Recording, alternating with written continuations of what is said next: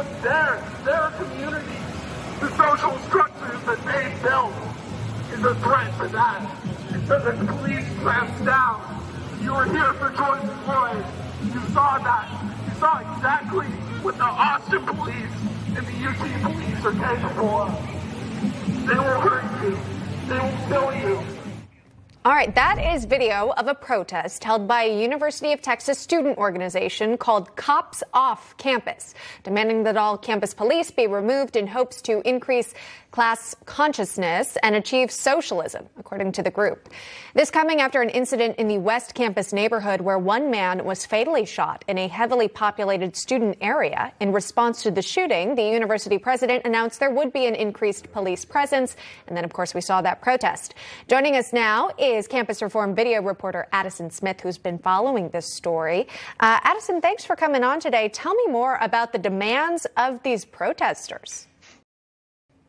Yeah, so this student group at UT Austin, Cops Off Campus, they held this protest because they want to abolish campus law enforcement. And this came just days after there was a shooting in the nearby area. The university president beefed up the police presence to keep those students safe, to help protect them. And as a thank you for that, the students disparage the police, try to kick them off campus. One of the students even said that the police do not protect us at all. They said that more police is actually going to lead to more shootings because there's going to be less money going to mental health services. So this is pure narcissism we're seeing from these college students. And of course, we're waiting for the evidence. Did they have any stats to back up those claims?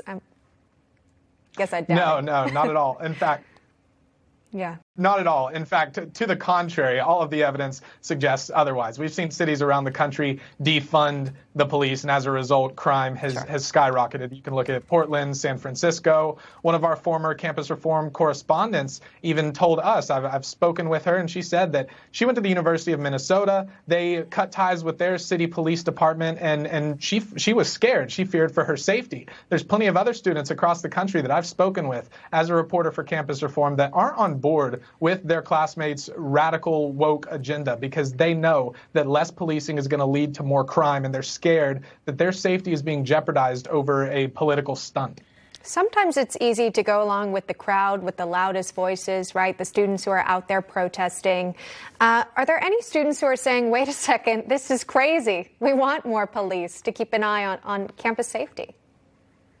Yeah, there are plenty of students who certainly do feel that way. The problem is there's also far too many students who are committed to getting rid of the police. And that's a trend that the Leadership Institute's Campus Reform has tracked for many years now. This is actually coming straight from colleges. You have professors, faculty, and administrations pushing this anti-police propaganda. We reported on a national Cops Off Campus coalition that numerous professors were a part of, and they said that they would cancel classes to strike against campus law enforcement. Did you say professors? Professors are involved in this organization?